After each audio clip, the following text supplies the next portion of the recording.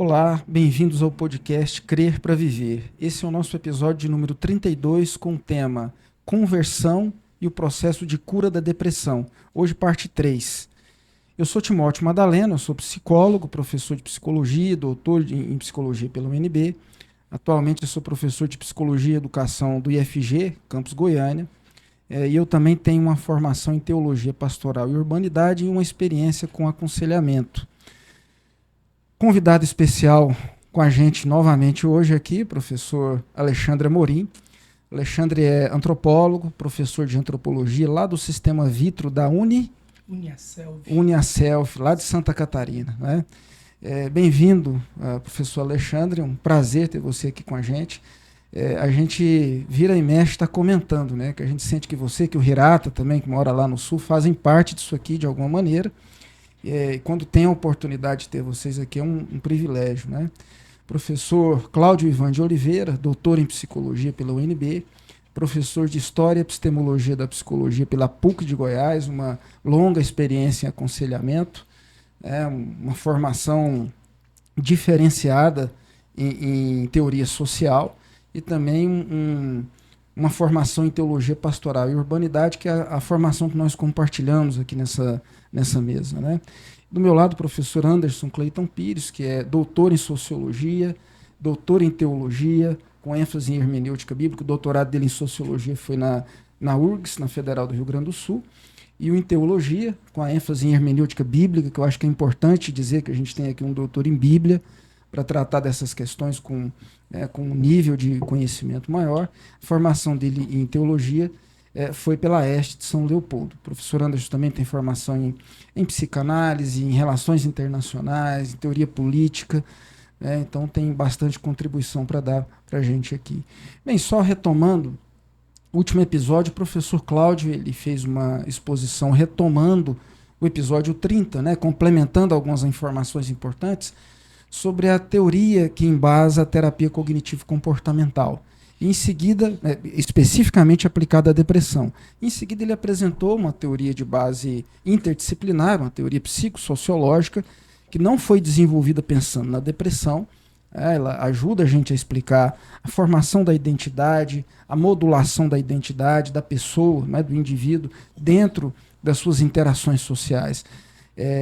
Mas a gente está fazendo questão de frisar, enquanto está tratando da depressão, que isso tudo não tem aquele objetivo de confrontar, de fazer um confronto de teorias, de dizer qual teoria é mais ou menos pertinente porque a gente quer tratar. A gente quer entender tanto a relevância, o interesse, pelo interesse teórico e psicoterápico lá da terapia cognitivo-comportamental pelo tema da depressão, e ajudar a fazer um diagnóstico de como isso nasce, num contexto social, a base social disso, das interações humanas, para então a gente seguir adiante e apresentar a proposta que de fato nos interessa de cura. Não que não tenhamos interesse nas teorias, mas a gente está entendendo que a cura da depressão ela vem pela fé. A conversão da pessoa a um modelo, a um novo sistema de valores, uma nova disposição mental que pavimenta esse caminho para uma cura consistente da depressão. Eu acho que o professor Cláudio, a gente ainda estava finalizando, fechando a questão sobre o que é a depressão, acho que ele poderia fazer uma síntese, né, mais concisa agora, antes da gente seguir adiante, né? Sim. Dois elementos faltaram na minha exposição. O primeiro deles, eu cheguei a tocar o ponto de que na teoria do sistema de estruturação de crenças, a depressão deve ser entendida como oxidação do sistema de crenças, não é? Falei do fenômeno da multiplicação das crenças oxidantes, mas é preciso também falar da contrapartida da oxidação do sistema de crenças. Oxidação do sistema de crenças também significa a oxidação das crenças alcalinas, né? O que são as crenças alcalinas? É outro gênero de crença. Gênero de crença é definido pela forma como a crença opera no sistema de crenças, como é que que tipo de sensações ela produz, ela horizontaliza ou desorizontaliza, né? No caso das crenças alcalinas, elas são crenças que produzem a horizontalização, isto é, à medida que a crença matricial se estruturou, minha mãe me amou, por isso ela me deu afeto, por isso eu me sinto uma pessoa que não foi como outras, não foi lesada na sua infância, não é? Eu olho para o meu relacionamento com a minha mãe a longo prazo e vejo a repetição do encaixe afetivo. Então, crenças alcalinas produzem horizontalização, crenças alcalinas se multiplicam no sistema de crença e produzem o fenômeno da calonoesis, quer dizer, uma atividade reflexiva agradável. Tá? Mas, então, o que é a oxidação?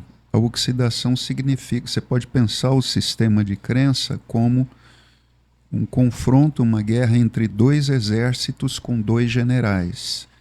Um general é a crença matricial oxidante, que comanda o exército das crenças oxidantes. O outro general é a crença alcalina matricial, que comanda o exército das crenças alcalinas. E ambos funcionam de forma sinérgica, essas crenças, cada um deles funciona de forma sinérgica, não é? Para atingir o seu objetivo. Cada um deles quer produzir uma teodiceia, uma legitimação, uma fundamentação da sua perspectiva acerca da vida, não é? Então, a oxidação do sistema de crenças significa que o exército das crenças oxidantes está vencendo, está povoando o sistema de crença. O exército das crenças oxidantes está produzindo um trabalho sinérgico para fechar a tese de que o nosso futuro é visto a partir de um capital fóbico, não da possibilidade de encaixe afetivo, mas da possibilidade de manutenção de um senso de exclusão e de um senso de alienação interafetiva. Sempre quando a gente fala de capital afetivo, ausência de capital afetivo, despotenciação ontológica de capital afetivo, a gente tem que lembrar daquilo que aparece lá no capítulo de natureza apocalíptica, capítulo 24 de Mateus, quando Jesus introduz que por se multiplicar a iniquidade no mundo, iniquidade poderia ser definido como não, a gente poderia pegar a definição da própria teoria, né? Não encaixe afetivo, ou desencaixe afetivo. O desencaixe afetivo é, em outros termos, a iniquidade. A produção de uma estrutura de relação baseado na má distribuição dos privilégios que produz o ressentimento, o rancor, o ódio, né? E por se multiplicar, portanto, esse modelo de relação, o que salva? O que resulta isso? A depressão. Então, quanto mais se aumenta a morte do capital afetivo, maior possibilidade de se expandir a própria depressão, processo Sim. de depressão no mundo, Sim. no mundo inteiro. O que cura a depressão é o amor, é o afeto, é a coisa mais relevante que Deus colocou na sua criação. Sim. Né? Isso é diferente de qualquer teoria, essa afirmação, né? Sim. E por último, nós não queremos fazer competição entre teorias, mas nós nos reservamos o direito de escolher aquela teoria que nos parece mais interessante, mais útil para os nossos objetivos aqui, que é fazer o diálogo entre conversão e a superação da depressão, não é? E nos parece que a teoria do sistema de estruturação de crença é muito mais interessante para a gente. Por quê? Porque, conforme eu disse, ela de fato entende o fenômeno da interação humana, não é? na sua perspectiva hermenêutica, apesar do fenômeno de apesar do conceito de interpretação da experiência aparecer na teoria do Beck, o paciente interpreta a experiência, mas é uma teoria, nesse sentido, bastante rudimentar, não é? Ela não... O que é a teoria? É uma linguagem que nós construímos para fazer uma aproximação da realidade. O conceito nos aproxima da realidade. Se a gente errar no conceito, a gente errou em tudo na ciência. A gente não se aproxima da realidade, não é? Então, a riqueza conceitual da teoria do sistema de estruturação de crença sócio-interativo, ela é maior no sentido de que ela apresenta, por exemplo, conceitos como rito hermenêutico, que envolve esse momento da construção de uma estruturação de uma crença, o conceito de dupla contingência, que delimita muito bem essa dialética do encontro dos interagentes, não é? O conceito de lógica de interação, que é um conceito muito mais rico do que o conceito de comportamento, conforme acontece na psicologia. Por quê? Porque quando eu digo comportamento, eu não estou capturando o sentido social que está presente na lógica de interação. Na lógica de interação, você tem o componente da engenharia, a construção de uma ação com sentido subjetivamente visado. Com que finalidade? Estruturar uma crença no outro, não é? O que é a linguagem para a teoria do sistema de estruturação de crença sócio-interativa? A linguagem é um instrumento que a gente seleciona intencionalmente para estruturar uma crença no outro, seja ela alcalina ou oxidante. Se eu quero destruir o outro, se a minha lógica de interação é patogênica, eu escolho a linguagem que vai estruturar a crença oxidante nele. E se eu quero estruturar uma crença alcalina, se a minha lógica de interação é calogênica, eu quero estruturar nele uma crença alcalina, não é? Então, o fenômeno da interação ele é complexo, exige uma linguagem complexa, capaz de capturar essa realidade que nós precisamos entender. Além disso, a interação humana ela não acontece no vácuo, ela acontece no espaço social. No espaço social se atribui identidades, no espaço social, falando de maneira durkheimiana, existe uma consciência coletiva que municia a consciência individual com a possibilidade de atribuir significados, não é? Sentidos para a experiência, por exemplo, porque é que o filho atinge a mãe exatamente tentando estruturar nela a crença oxidante de que ele não a respeita. Ele não inventou essa crença está na consciência coletiva, não é? Portanto, ele está jogando um jogo que tem regras pré-estabelecidas em um cenário social e um cenário cultural. Tudo isso se perde na teoria do Beck, exatamente porque, como psiquiatra, falta ao Beck conhecimento de teoria social, tá? Isso não significa que nós eliminamos a importância da teoria do Beck. Talvez ele seja hoje o maior vulto da terapia de um modo geral, na minha opinião tá? Mas de fato faltam esses elementos que são, mas isso tem um efeito comprometedor, porque na psicoterapia a leitura do mundo do paciente se torna indispensável para a gente fazer o diagnóstico correto, ok? Professor...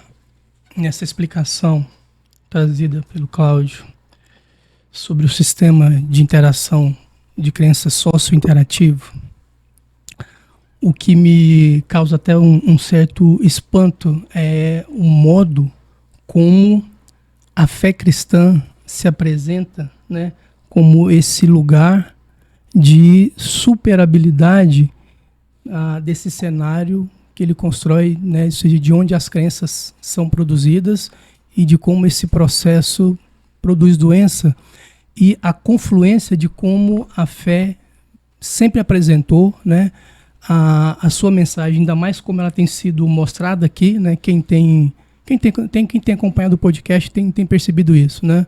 A perspectiva com que a fé cristã é apresentada aqui, fica claro como ela aponta para essa questão da superabilidade do dano sofrido, que, na forma como o Cláudio mostrou, que o professor mostrou, fica claro, né, que nesse dano sofrido, a forma como o indivíduo, né, interpreta isso está ligado aos sentimentos aí de raiva e ressentimento, e também a questão da superabilidade de como o dano é cometido, né, que traz para o indivíduo interagente a tristeza e a culpa, que são aí emoções e sentimentos que estão diretamente ligados a esse processo de instauração do desenvolvimento de um processo depressivo. E eu acho espantoso o quanto, né, nós batemos cabeça, e o quanto o contexto de hoje tem feito a mesma coisa, no sentido de que não consegue explicar uma coisa que, quando você faz a comparação, você olha para a explicação do sistema e olha para a recomendação bíblica, é espantoso o encaixe que tem uma coisa na outra, né? Que a fé está sempre, desde o início, tá dizendo lá, ou seja, de que maneira eu devo me interpretar na realidade, e que de maneira eu devo interpretar o outro na realidade, de que maneira eu devo interpretar a minha atuação em relação ao mundo. Isso tá, né? Isso é claro lá. Não estava antes porque eu não tinha exata noção da etiologia desse processo que me faz sentir, né, ou culpado pelo dano cometido ou ressentido pelo dano sofrido pelo outro. O sistema lança luz e deixa claro isso, ou seja, né, nesse processo interativo é a forma como eu tenho interpretado o que eu faço e o que é feito comigo. E a fé cristã está o tempo todo dizendo lá de que maneira eu devo sopesar o que eu sofri do outro, né? E o limite, né, disso, do potencial disso para me matar, quando eu entendo que eu não posso enfrentar esse dano sofrido e o dano cometido com o medo, né, que via de regra está presente na nossa experiência de fé religiosa, né? Eu falo assim especificamente para um público, né, do qual eu me enquadro, né, que são aqui a gente está falando da relação entre a conversão e a superação desse processo de depressão aí. Conversão para um público que, por exemplo, a gente já chama dos nascidos na igreja, né? É um processo de difícil percepção, né? De fato, em qual momento isso aconteceu, que variáveis estavam presentes no momento que isso aconteceu. Se aconteceu. Hoje a gente fica, né? Hoje fica claro que a gente pode lançar uma dúvida, né, sobre se isso aconteceu ou não. Mas eu compartilho com muita gente que eu tive contato que estava presente a questão do medo escatológico, né?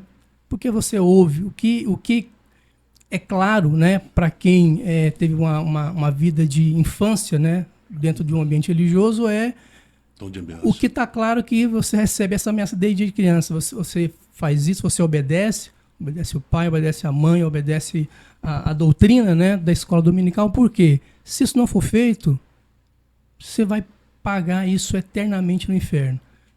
Você ouve isso desde criança, você ouve isso uma vida inteira.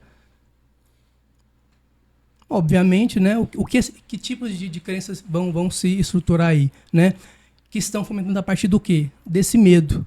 E o medo, né, que a fé está dizendo o tempo todo que a gente não deve ter. Mas e aí, contrariamente, a gente percebe aqui que a partir desse medo escatológico que é colocado na nossa vivência da igreja, né, dentro do contexto religioso e evangélico, as igrejas se tornaram o quê? As principais fábricas, né, de potenciais depressivos. Uma vez que elas se omitiram a entender o fundamental, né, do não tenhais medo. Não tenhais medo da ofensa que você sofre e da ofensa que você pode ter cometido com alguém, porque é possível, né, em todo momento, conseguir tirar o peso que isso tem na minha subjetividade e na subjetividade do outro. A teoria ela chama atenção para uma coisa importante. Estava vendo um trecho do nosso episódio, acho que lá do nosso episódio 24. Essa teoria ela ajuda a gente a entender como as nossas ações, na minha interação com o outro, aquilo que eu faço, como isso comunica algo que vai atingir o sistema de crenças do outro de uma maneira ou de outra. Então, acho que foi lá no episódio 24, se não me engano, o professor Anderson está falando de quando Jesus chora na presença da Marta e Maria, né, e da Maria no contexto da morte do Lázaro, né? E aí eu lembro dele comentar, olha, quando ele chora, ele não chora porque o Lázaro morreu, ele chora para comunicar afeto. A presença dele era importante para Marta e para Maria, que tinha sentido que ele tinha sido omisso, né? Ou seja, tem um sentido que impacta o outro naquilo que eu faço. Acho que essa é uma das grandes contribuições, porque no caso da depressão, a interpretação que eu faço a respeito de como estou sendo interpretado pelos outros tem um peso muito grande. Timóteo, você acaba de dizer que o choro é uma linguagem aí que é incorporada em uma lógica de interação calogênica de Jesus com Marta e Maria. Ele quer estruturar uma crença ali. É isso aí. A crença de que o sofrimento delas é um sofrimento que é compartilhado. Ele participa, ele sente com elas a experiência.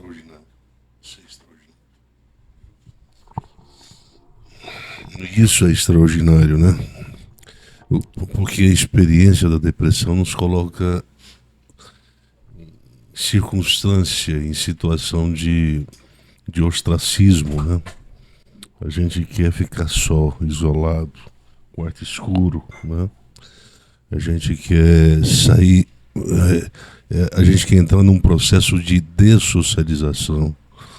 A depressão faz isso. O capital afetivo, ele faz o contrário, ele produz a apostasia dessa tendência de dessocialização. Então, curioso esse binômio, né? Afeto, depressão. Mortificação do afeto e o surgimento de um processo depressivo. E isso acontece literalmente. Por quê? Porque a gente se afasta. A gente vai para o quarto escuro. No quarto escuro a gente não vê ninguém. A gente não se vê e não vê ninguém. Eu conheci uma senhora, o marido dela abandonou ela e resolveu comunicar isso muitos anos depois. Eles já tinham família lá na região do Amazonas, né? E só que ela não sabia que eles já tinham uma família lá, estruturada, com filhos. E ele sustentava as duas. Ele era um cara de boa situação econômica, né? Mas aí ele quebrou. E depois que ele quebrou, ele teve que eleger qual família ele ia bancar. Deixou ela na miséria, com os filhos aqui em Goiânia. E elegeu só do sul, lá, do Amazonas. Ela se sentiu desamparada. Só que eles já tinham quase 32 anos de casados, pelo menos se achava que estavam casados, né? Deixou ela numa situação de pobreza muito grande. E aí não só a pobreza no sentido sociológico, mas a pobreza no sentido afetivo. Porque houve uma desagregação da família. Houve uma revolta. E o que aconteceu com essa senhora?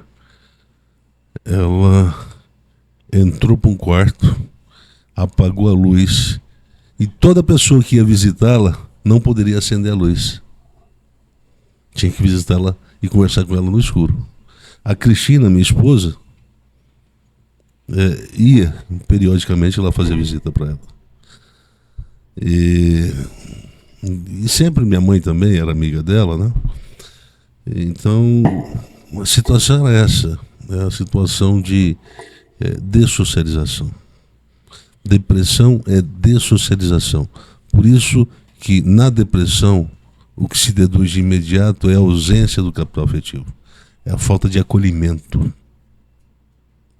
A pessoa, ela não consegue sentir, mesmo que ele esteja perto, eu não consigo mais sentir, capturar, perceber o afeto dele em relação a mim por impotência.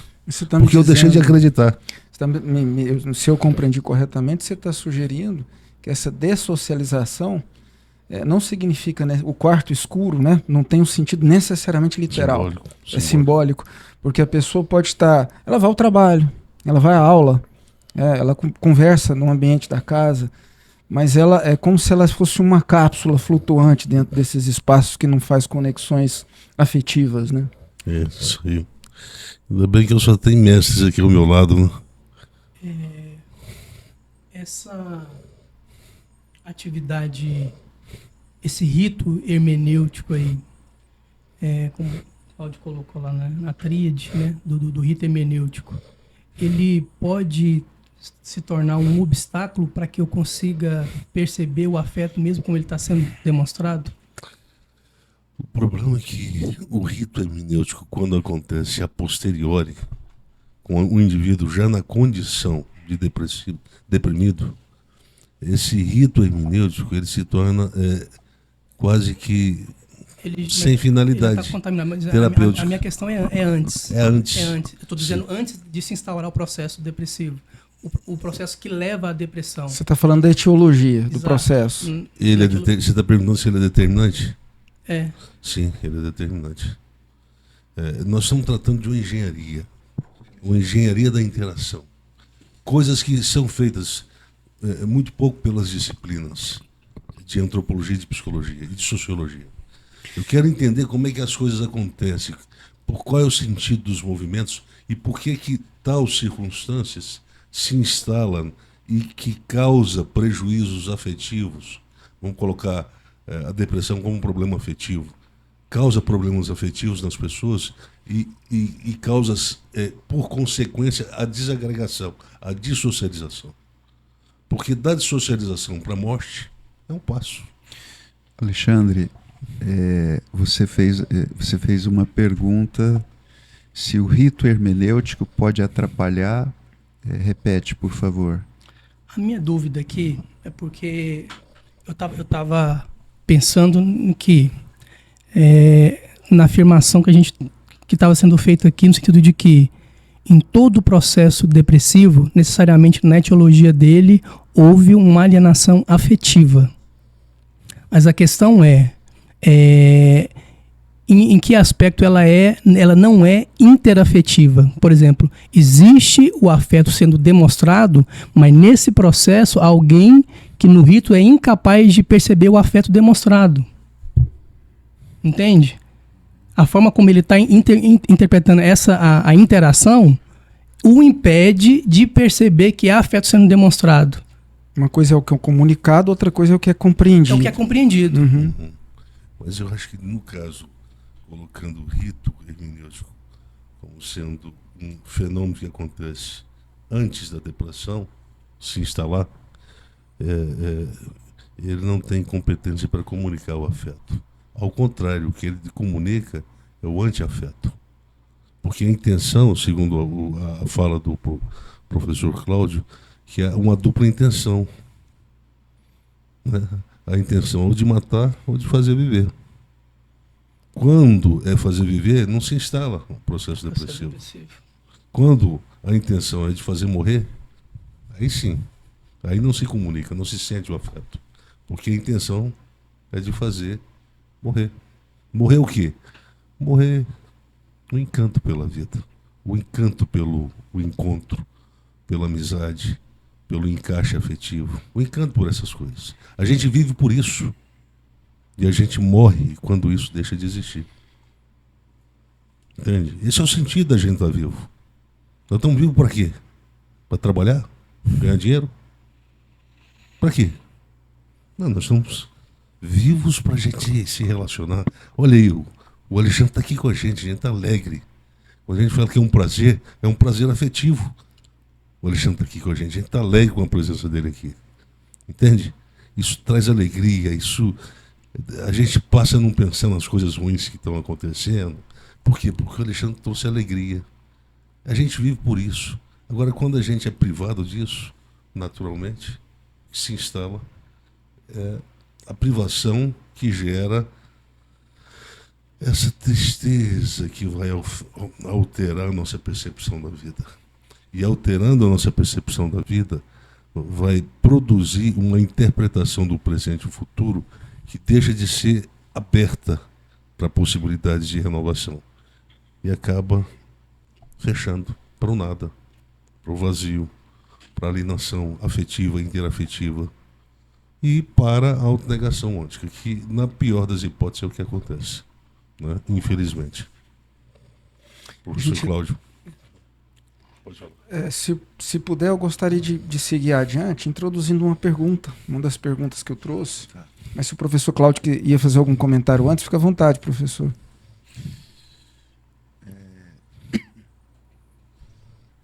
Há uma série chamada Everwood, Um Lugar para Recomeçar, em que o filho desenvolve um ressentimento muito intenso pelo pai, não é? E pelo pai, que é um médico, depois da morte da mãe, e ele sempre culpa o pai por ter abandonado a mãe, por ter, na profissão dele como médico, ter deixado desamparada a família, não é? Então, depois da morte da mãe, se estabelece uma crença matricial. Esse aí é o que nos abandonou. Então, ele se fecha completamente para o pai. Existe por parte do pai a intenção de redimensionar a interação, não é? Então o pai deixa a profissão de cirurgião para ter mais tempo para se relacionar com o filho. E ele tenta mostrar o afeto pelo filho, não é? Mas há uma resistência sistemática dele a partir dessa crença matricial que, muito energizada, esse aí nos abandonou, então esse aí eu não perdoo, né? Então, de fato, pode acontecer um momento no qual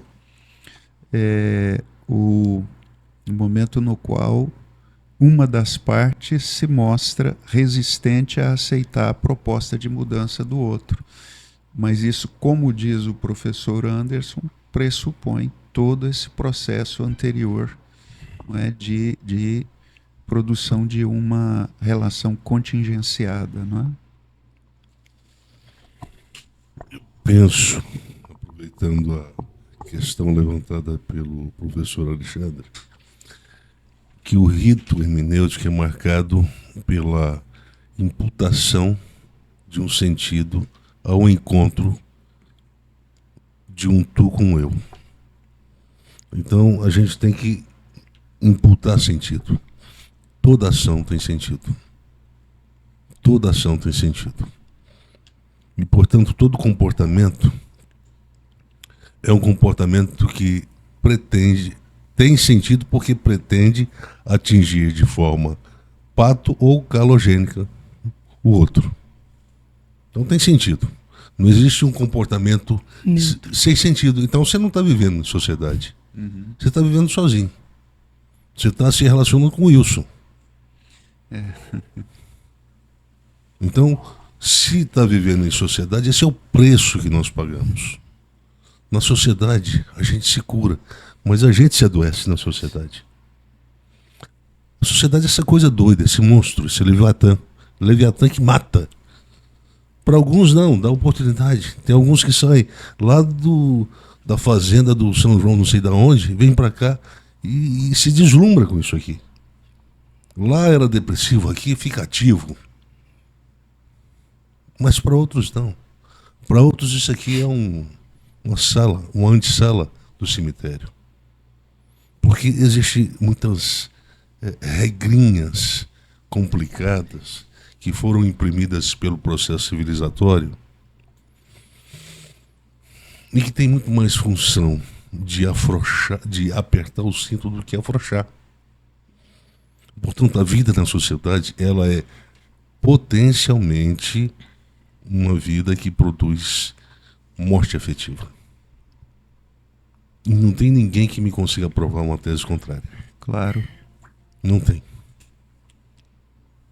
Portanto, todo espaço urbano é um espaço que gera o conforto para os melhores e o desconforto para os não melhores. Só que o contingente do espaço urbano, o contingente menor, é o que são os premiados. E o contingente maior é composto daqueles que não são premiados. O mercado não agrega todo mundo. Uma cidade não é composta só de bairros de classe média alta. Nós temos um Marista que é bonito.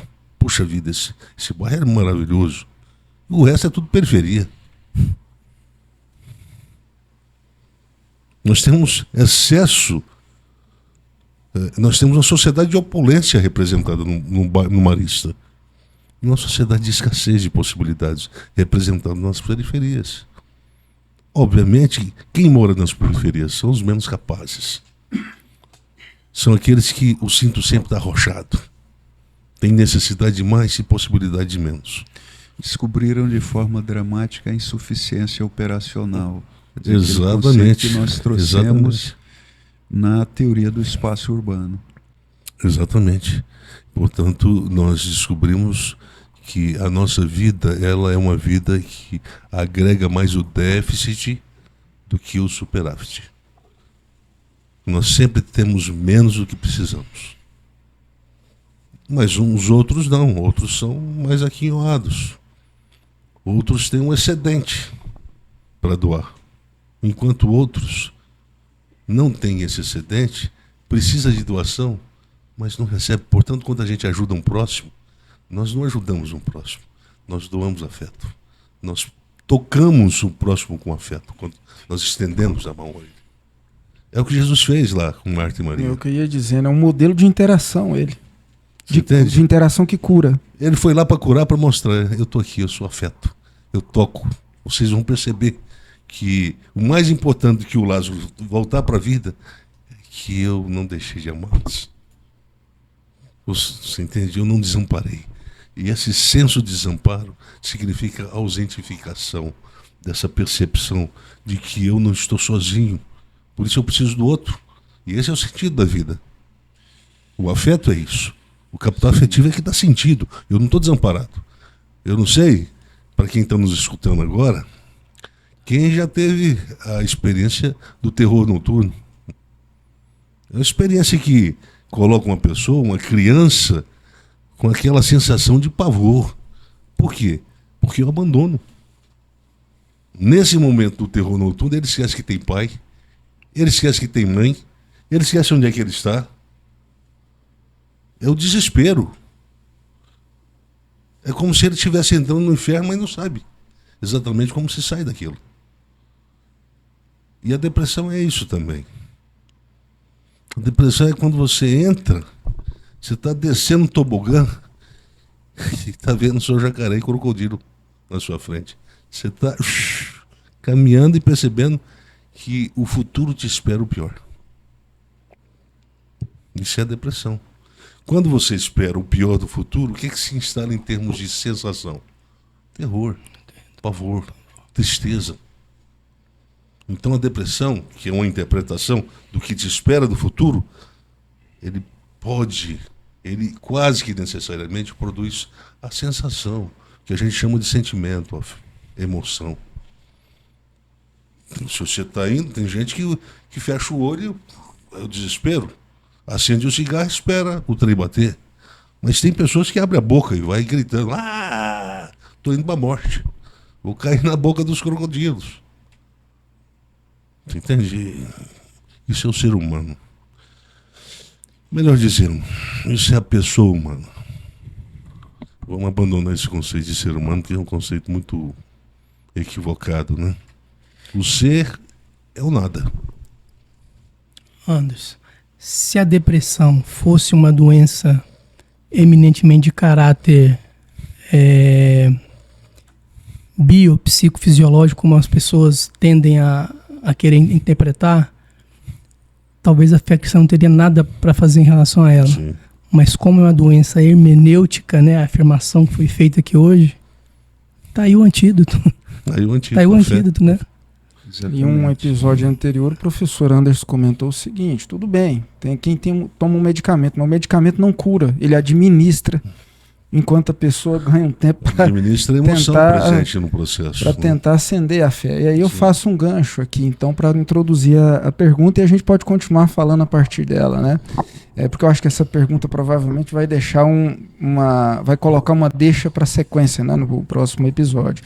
Ele está falando que na depressão tem como característica uma espécie de esperança negativa, né? Então, tem um tipo de fé negativa que promove uma esperança negativa. A gente está falando de fé no sentido positivo, né? Aquele que se aproxima de Deus crê que ele existe e é galardoador, ele retribui quem crê. Então, é no sentido positivo, você não está abandonado. Então, aí vem a pergunta. A gente está entendendo, então, que entendendo a fé assim, existe uma relação entre depressão e ausência de fé no coração humano, certo? A presença de um, então, implica a despotenciação ontológica do outro, né? Há uma relação entre a ausência de fé e o desenvolvimento da depressão. Acho que essa é a pergunta que está implicada aqui. Vocês querem participar? Vocês querem dar uma resposta? Eu só não entendi, eu queria que o Timóteo repetisse aí. A pergunta começa com uma afirmação. Né? Primeiro, existe uma relação entre depressão e ausência de fé no coração humano, ok? Então vem a pergunta: a presença de ausência de fé, implica a despotenciação ontológica de outro, ou a presença da fé, ou a ausência da fé, ela vai afetar? São duas variáveis. Quando a pessoa ela está depressiva, significa que ela está sem fé? É isso aí. Duas variáveis, como uma afeta a outra, né? Essa é a pergunta que todo religioso evangélico nunca quer se colocar diante dela, porque a compreensão que se tem de fé evangélica é aquela de que a fé é algo que se possui, que se tem. Então fica complicado. Ou tem ou não tem. Ou tem ou não tem. E não é assim. Ficou claro aqui, né, nos primeiros episódios, que existe a dimensão negativa da fé. Está lá, é negativa. Do negativo pode vir a ser, pode se tornar no positivo, né? E nesse sentido não tem como não negar que se a depressão está instaurada, a fé está lá no seu polo negativo, está lá rasteira, ela está lá, né, minguando, né, sofrendo, agonizando. Uma fé adoecida. Está lá agonizando, você não tem como negar isso. Enfraquecida, adoecida. É impossível negar isso. No sentido mais adoecido. Uhum. A dúvida é um processo de adoecimento da fé, não é? Existe uma compreensão equivocada aí, parte do mundo evangélico e até daqueles que querem criticar essa afirmação da relação entre a fé cristã e a cura da depressão, no sentido de que, se nós afirmarmos que existe uma relação entre a depressão e a ausência da fé, nós estaríamos, de alguma forma, onerando e culpabilizando a pessoa pela sua própria depressão. Ela tem depressão porque ela não tem fé. Como se nós estivéssemos fazendo uma acusação. Mas essa é uma compreensão equivocada do problema. Não é isso que está sendo afirmado, não é? Até porque a fé cristã pressupõe a compreensão, não é? No que é que nós cremos? O que é que nós esperamos? O que é a fé? São coisas que nós estamos respondendo aqui. Por exemplo, o componente da paradoxalização da fé, que foi Pois é, o professor Cláudio, é só para acrescentar, a fé cristã é um fenômeno de inteligibilização. Exatamente. Por isso a gente precisa entender o significado da cruz, Exato. da ressurreição. Uhum. E como é que isso vai afetar a ontologia da esperança. Uhum. Paradoxaliza a vida? Não. Contrário. Ao contrário. Desparadoxaliza. Então, depressão é fenômeno hermenêutico. Então é comum as pessoas dizerem, então, o que te falta é ter uma experiência com Deus. Para entender. Exato. Então, se é inteligibilização, significa que o que te falta é compreender o que pode te dar saúde. A sua experiência, não é isso que a gente falou? Uhum. Como é que nós entendemos a experiência de forma racional, como entendiam os gregos? É pelo logos? Não. É pela sensação, meu filho. Você sente a realidade. E esse sentimento, ele tem um potencial distorsivo. E, portanto, a realidade compreendida dessa forma, ela pode ser 50% bem interpretada e 50% mal interpretada. Isso é jogar com dados. Uhum. Você joga com dados. Sim. Portanto, não é questão de ter fé ou não ter fé. É o resultado de uma compreensão e interpretação. Exatamente. Que pode ou não gerar uma fé, que pode fazê-la levantar ou morrer. Isso. Essa afirmação, você precisa de uma experiência com Deus, né? Ela trata a fé cristã como religião de epifania, que não é o caso, né? Então, observe como a relação entre sistema de crença e capital fóbico aparece, por exemplo, no capítulo 8 de Romanos, quando o apóstolo Paulo faz uma afirmação para uma comunidade que está sob perseguição política, não é? E ali existe o capital fóbico, ali existe o medo, o futuro projetado com medo, o aumento do capital fóbico. Portanto, crenças oxidantes. Podemos falar que ali há crenças oxidantes, não é? Nós estamos esperando a parousia, mas olha só o que está acontecendo conosco. Nós estamos sendo perseguidos.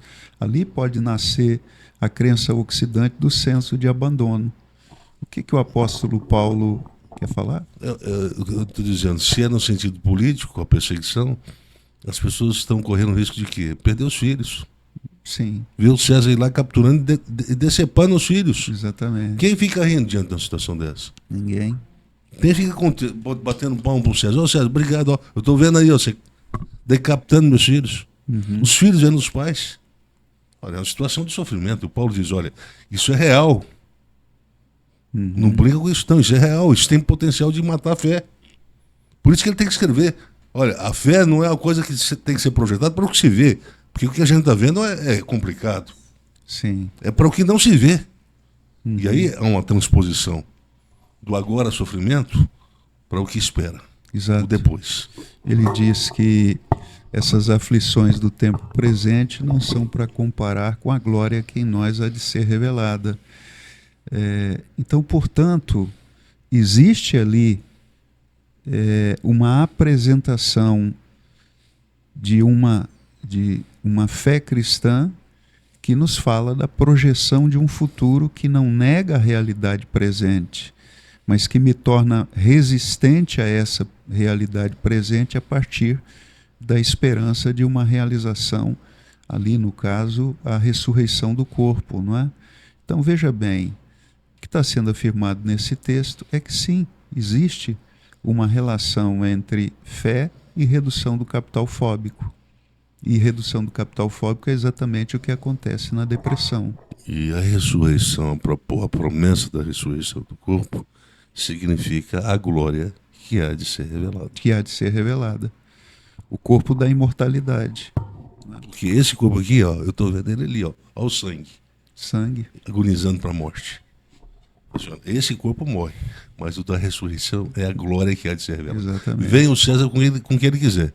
Vai meter espada e o trem não vai matar. Uhum.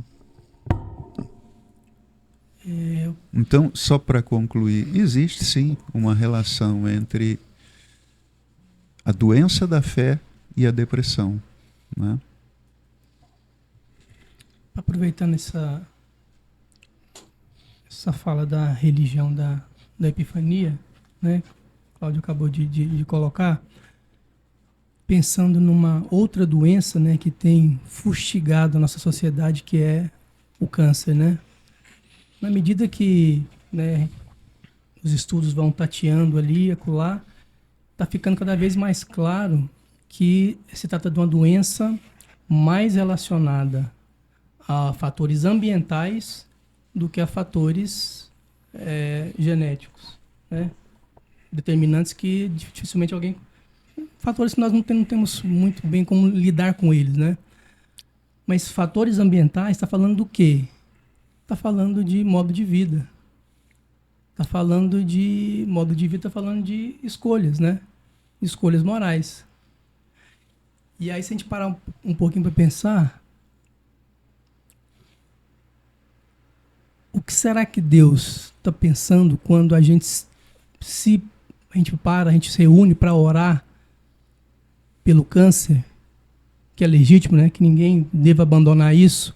Mas nós estamos pedindo a cura para uma doença que o modo de vida que a fé orienta é o antídoto.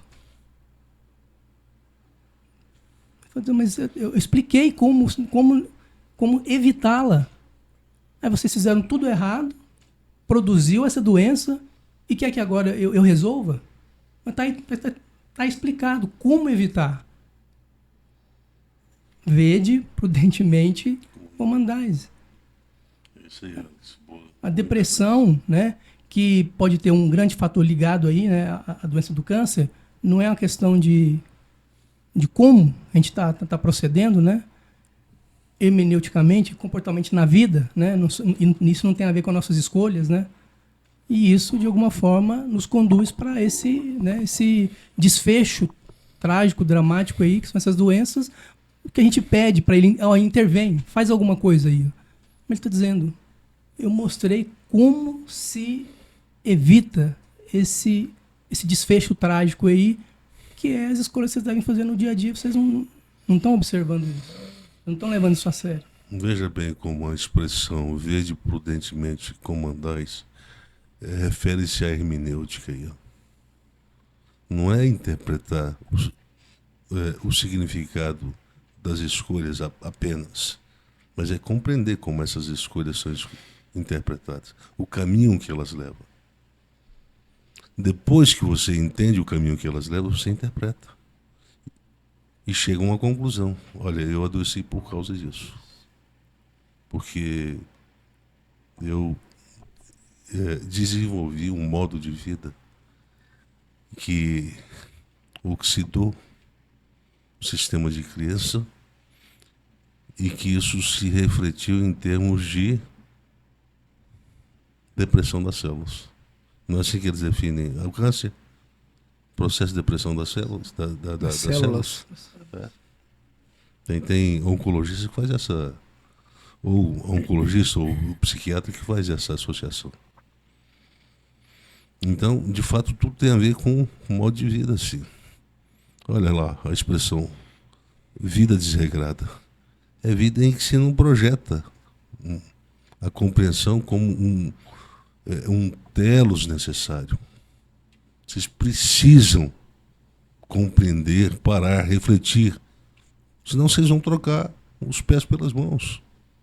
E depois não adianta ir para a igreja fazer campanha. E obrigar Deus a ter que fazer o que vocês querem. E se Deus não faz, acabou. Eu não quero saber muito de religião. Eu viro ateu. Eu acho que essa pergunta, ela leva à próxima pergunta, e a minha sugestão é a gente deixar ela em aberta para o próximo episódio.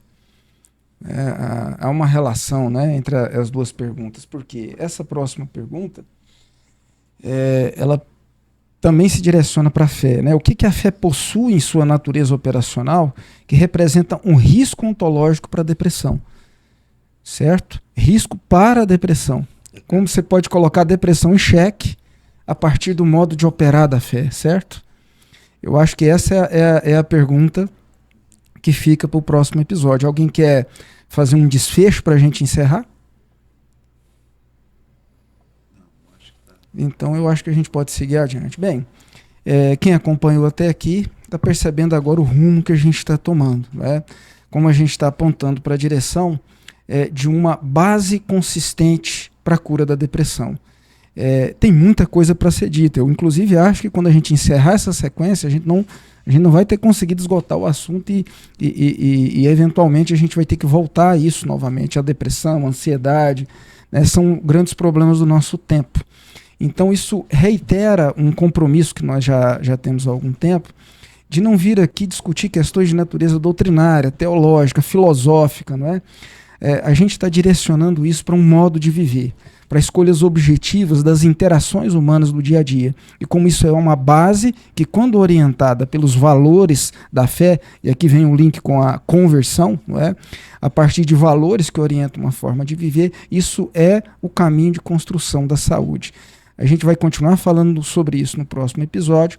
Espero contar com a presença, mesmo que via tela, né, via som, de vocês lá, porque o nosso objetivo, a nossa intenção é prestar um serviço para você que está nos ouvindo e para nós mesmos, que também somos ouvintes do que nós estamos falando, né? Então, até o próximo episódio.